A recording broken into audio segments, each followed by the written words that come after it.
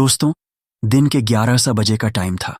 एक बहुत बड़े बैंक में एक बुजुर्ग व्यक्ति, जिन्होंने साधारण से कपड़े पहन रखे हैं और उनके हाथ में एक पुराना सा लिफाफा है, उसे लेकर वह इस बैंक के अंदर घुस जाते हैं। लेकिन जैसे ही वह बुजुर्ग व्यक्ति उस बैंक के अंदर घुसे थे, तो वहां पर जितने भी कस्टमर थे और जितने भी बैंक के कर्मचारी थे, वह अजीब निगाहों से उस बुजुर्ग व्यक्ति की तरफ देखने लगते हैं। उन बुजुर्ग व्यक्ति का नाम था हरपाल से। हरपाल सिंह जी, जिनके एक हाथ में छड़ी है और एक हाथ में उन्होंने पुराना सा लिफाफा पकड़ रखा है। वह धीरे धीरे काउंटर की तरफ बढ़ने लगते हैं, जो काउंटर ग्राहकों के लिए था, और ग्राहकों की मदद करने के लिए एक महिला वहां पर बैठी हुई थी, जिस महिला का नाम था संगीता। अब वह धीरे धीरे संगीता की तरफ पहुंच गए थे, लेकिन बैंक के अंदर जितने भी लोग थे और जितने भी बैंक के कर्मचारी थे, सभी की निगाहें हरपाल सिंह जी के ऊपर टिकी हुई थीं।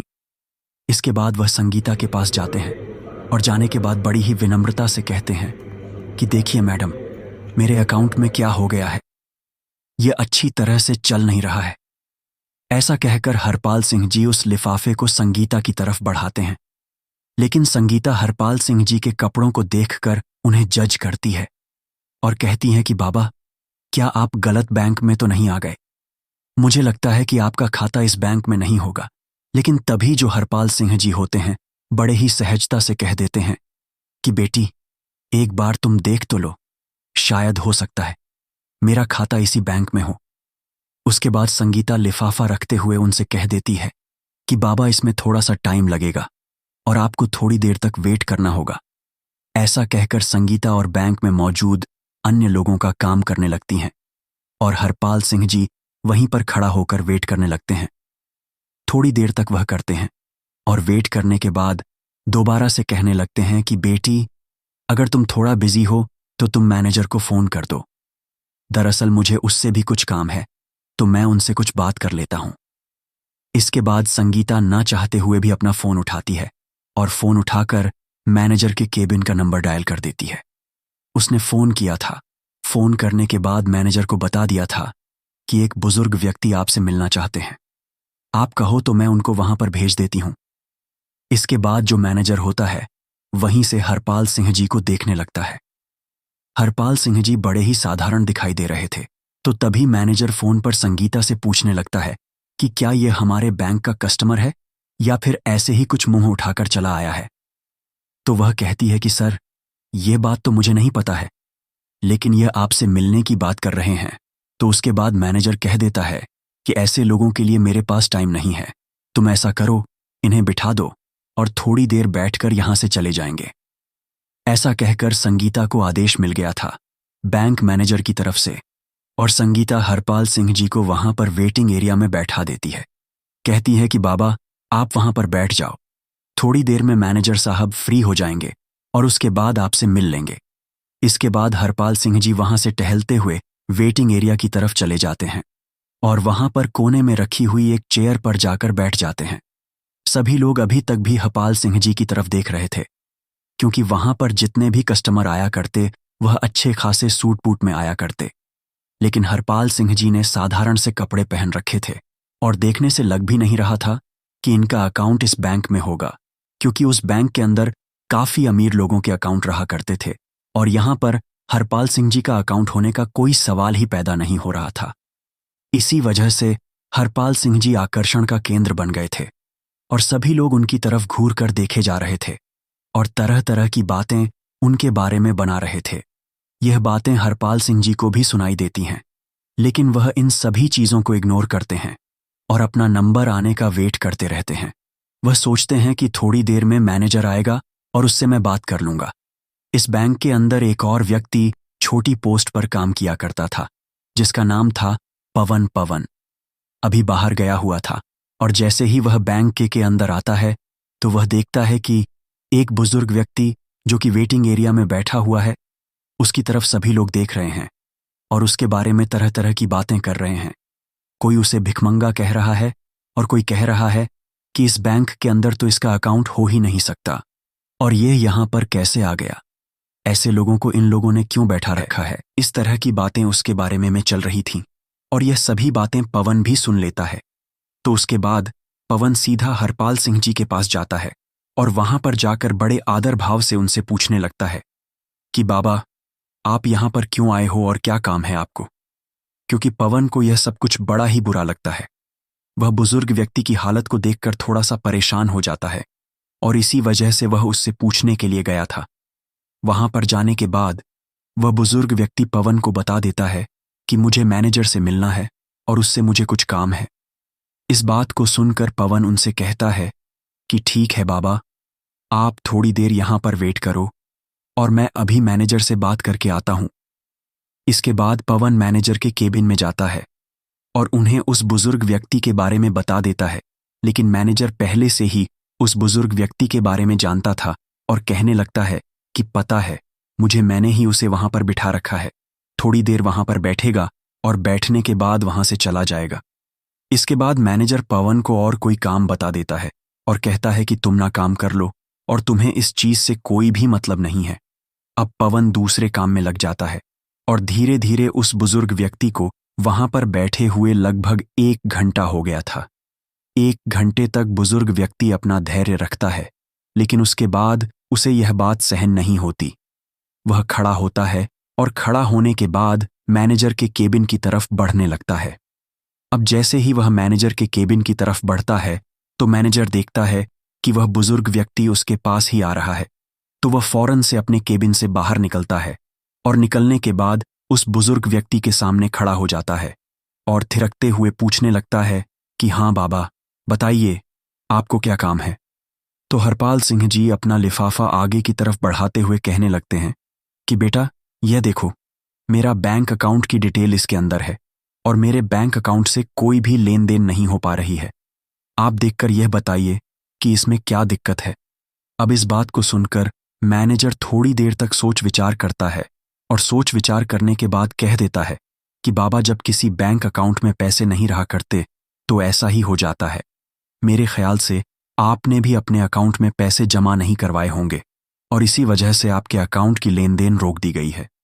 इसके बाद जो बुजुर्ग व्यक्ति होते हैं वह बड़े ही विनम्र भाव से कहने लगते हैं कि बेटा, पहले तुम एक बार अकाउंट को चेक तो कर लो, उसके बाद ही कुछ मुझे बताओ तो ही अच्छा रहेगा। इस तरह से तुम कैसे बता सकते हो। तो मैनेजर हंसने लगता है और हंसते हुए कह देता है कि बाबा, यह सालों का एक्सपीरियंस है और सालों से मैंने यही काम किया है।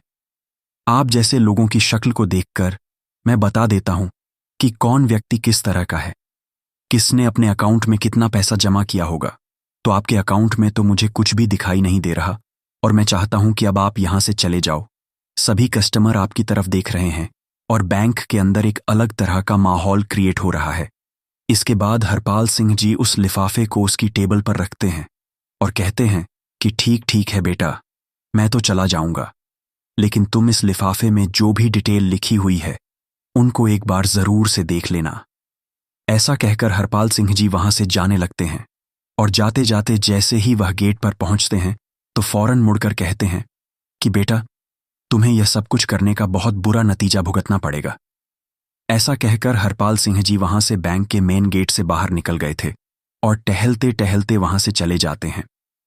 इसके बाद जब मैनेजर को यह बात सुनाई देती है कि तुम्हें बहुत कुछ भुगतना पड़ेगा तो थोड़ा सा तो उसे लगता है, लेकिन फिर वह सोचता है कि बुढ़ापे में ऐसे ही कह दिया होगा, कोई भी कैसी भी दिक्कत नहीं है।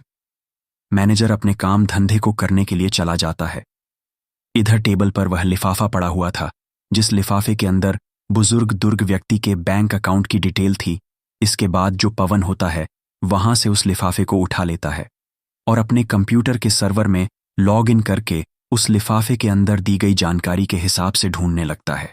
ढूंढने के बाद जब पुराना रिकॉर्ड खंगाला जा आता है तो उसे पता चलता है कि यह जो व्यक्ति यहां पर आया था यह इस बैंक का एक तरह से मालिक ही है, क्योंकि इस बैंक के सपर शेयर इसके पास ही है। अब इस बात को सुनकर वह बड़ा ही हैरान होता है और अच्छी तरह से उस डिटेल को पढ़ने लगता है। तो डिटेल को पढ़ने के बाद वह पूरी तरह से कंफर्म हो जाता। इसके बाद पवन उस रिपोर्ट की कॉपी निकालता है और कॉपी निकालकर बैंक मैनेजर के पास जाने लगता है। बैंक मैनेजर जो अपने केबिन में किसी अमीर कस्टमर से बात कर रहे थे और उन्हें तरह तरह की स्कीमें बता रहे थे। इसके बाद पवन नोट करता है और नोट करने के बाद केबिन के अंदर आने लगता है। बैंक मैनेजर उसे इशारा करता है और इशारे से पूछने लगता है कि किस लिए तुम यहां पर आए हो। उसके बाद जो पवन होता है वह इशारों से ही बता देता है कि यह एक रिपोर्ट है जो उस व्यक्ति की है जो वहां पर आया था और आपने उसे ऐसे ही यहां से भेज दिया। आप एक बार इस पर नजर डाल लेंगे तो अच्छा रहेगा। ऐसा कहकर पवन ने वह रिपोर्ट मैनेजर साहब की टेबल पर रख दी थी। लेकिन तभी जो मैनेजर साहब होते हैं अपने उस क्लाइंट से थोड़ी देर के लिए एक्सक्यूज लेते हैं और कहते हैं कि देखो भाई, पवन, हमारे पास ऐसे वैसे लोगों के लिए टाइम नहीं है। इसके बाद पवन बड़े आदर भाव से मैनेजर साहब से कहने लगता है कि अगर आप इसको एक बार देख ले तो बड़ा ही अच्छा रहेगा। लेकिन जो मैनेजर है वह उस रिपोर्ट को आगे की तरफ सरका हुए कहता है कि मुझे इसको नहीं देखना और मुझे ऐसे कस्टमर में कोई भी दिलचस्पी नहीं है। ऐसा कहकर उसने रिपोर्ट को पवन की तरफ बढ़ा दिया था और पवन उस रिपोर्ट को वहां से लेकर अपने काम धंधे में लग जाता है। बैंक के अंदर का माहौल अब शांत हो गया था। सभी लोग अपने काम धंधे में लग गए थे और धीरे धीरे शाम हो जाती है। उसके बाद दूसरे दिन उसी टाइम पर, जिस टाइम पर हरपाल सिंह जी आए थे, उसी टाइम पर फिर से आते हैं। लेकिन आज उनके साथ एक सूट बूट वाला व्यक्ति था जिसके हाथ में एक ब्रीफ केस भी था और अंदर आने के बाद वहां पर सभी लोगों का अटेंशन अपनी तरफ खींचते हैं। इसके के बाद में मैनेजर को अपनी तरफ आने का इशारा करते हैं तो मैनेजर भी डरते हुए अपने केबिन से निकलकर हरपाल सिंह जी के सामने आकर खड़ा हो गया था। तभी हरपाल सिंह जी मैनेजर से कहते हैं कि मैनेजर साहब, मैंने आपसे कहा था ना कि यह बात आपको बहुत भारी पड़ेगी। आपने जो कुछ भी कल मेरे साथ किया था वह बिल्कुल भी बर्दाश्त के लायक नहीं है, तो अब आप अपनी सजा भुगतने के लिए तैयार हो जाइए। इस बात को सुनकर मैनेजर थोड़ा सा बौखला जाता है, लेकिन फिर वह सोचता है कि क्या सजा मुझे दे सकते हैं, भला मैं साथ क्या कर सकते हैं। उसके बाद हरपाल सिंह जी कहते हैं कि तुम्हें मैनेजर के पद से हटाया जा रहा है और तुम्हारी जगह इस बैंक में काम करने वाले पवन को मैनेजर बनाया जा रहा है और तुम्हें फील्ड का काम देखना होगा। इस बात को सुनकर मैनेजर थोड़ा सा बौखला जाता है और वह कहने लगता है कि आप होते कौन हो मुझे इस तरह से हटाने वाले। तो हरपाल सिंह जी कह देते हैं कि मैं इस बैंक का एक तरह से मालिक ही समझ लो, क्योंकि 66 पर शेयर वैल्यू मेरे पास है और मैं चाहूं तो तुम्हें हटा भी सकता हूं और किसी और को तुम्हारी जगह लगा भी सकता हूं। यह बात सुनकर बैंक के अंदर जितने भी कर्मचारी थे और जो कुछ कस्टमर कल भी इस बैंक के अंदर आए थे और आज भी आए थे, वह सभी लोग एकदम से हैरान हो जाते हैं और हरपाल सिंह जी की तरफ फटी की फटी रह गई निगाहों से देखने लगते हैं। इसके बाद वह व्यक्ति जो हरपाल सिंह जी के साथ आया था वह अपने उस सूटकेस को खोलता है और खोलने के बाद उसमें से एक डॉक्यूमेंट निकालता है जो कि पवन की प्रमोशन का था। उसे एक बैंक मैनेजर बना दिया गया था। इसके बाद में दूसरा लेटर निकलता है जिसको बैंक मैनेजर को दे देता है और कहता है कि अगर तुम्हें फील्ड में ड्यूटी करनी है तो तुम बेशक से कर लो, लेकिन मैनेजर बनकर तुम इस बैंक में नहीं रह सकते। ये बात सुनकर मैनेजर के पसीने छूटने लगते हैं और वह अपनी कल की गलती के लिए बुजुर्ग व्यक्ति से माफी मांगने लगता है। लेकिन तभी जो हरपाल सिंह जी होते हैं वह उसे उठाते हैं और कहते हैं कि माफी किस बात की मांग रहे हो और मैं किस वजह से तुम्हें माफ कर दूं। तुमने मेरे साथ जो व्यवहार किया था वह हमारे इस बैंक की पॉलिसी के खिलाफ है। क्या तुमने कभी भी इस बैंक की पॉलिसी नहीं पढ़ी? यहां पर गरीब और अमीर में कोई भी फर्क नहीं किया जाएगा और सभी को एक ही पलड़े में तोला जाएगा। दरअसल इस बैंक की स्थापना हरपाल सिंह जी ने की थी और उन्होंने यह बात पहले ही घोषित कर दी थी कि इस बैंक के अंदर किसी को भी गरीब नहीं समझा जाएगा और ना ही किसी को ज्यादा अमीर समझा जाएगा। सभी के साथ सामान्य व्यवहार किया जाएगा और कोई भी बैंक का स्टाफ ऐसा करता है तो उसके खिलाफ कड़ी से कड़ी कार्रवाई की जाएगी। तो हरपाल सिंह जी कहते हैं कि वह तो मैं तुम पर रहम कर रहा हूं कि तुम्हें काम करने योग्य छोड़ रहा हूं, वरना मैं चाहूं तो तुझे यहां से हटा भी सकता हूं। जो तुमने मेरे साथ किया है वह बिल्कुल भी किसी के साथ नहीं होना चाहिए। तुम्हारे बैंक में काम करने वाला पवन, जिसके हाथ में कुछ भी नहीं था, लेकिन फिर भी उसने मुझसे आकर पूछा और मेरे लिए कुछ करना चाहा, तो इस पोस्ट के लिए वह असली हकदार है, ताकि वह ग्राहकों को अच्छी तरह से समझ सके और उनके कपड़ों को देखकर उनको को जज ना कर सके। ऐसा कहकर हरपाल सिंह जी संगीता को बुलाते हैं और संगीता को भी इस बात के बारे में फटकार लगाते हैं कहते हैं कि मैं पहली गलती समझकर तुम्हारी इसे माफ कर रहा हूं, लेकिन बैंक के अंदर कोई भी व्यक्ति अगर आए तो उसको उसके कपड़ों से जज नहीं करना है, उसके बारे में तसल्ली से देखना चाहिए। अगर तुम मुझे पहले ही हैंडल कर लेती तो इस मैनेजर के पास मुझे नहीं जाना पड़ता और मुझे और ज्यादा अपमान का सामना नहीं करना पड़ता। इसके बाद संगीता हाथ जोड़ने लगती है और उनसे माफी मांगने लगती है।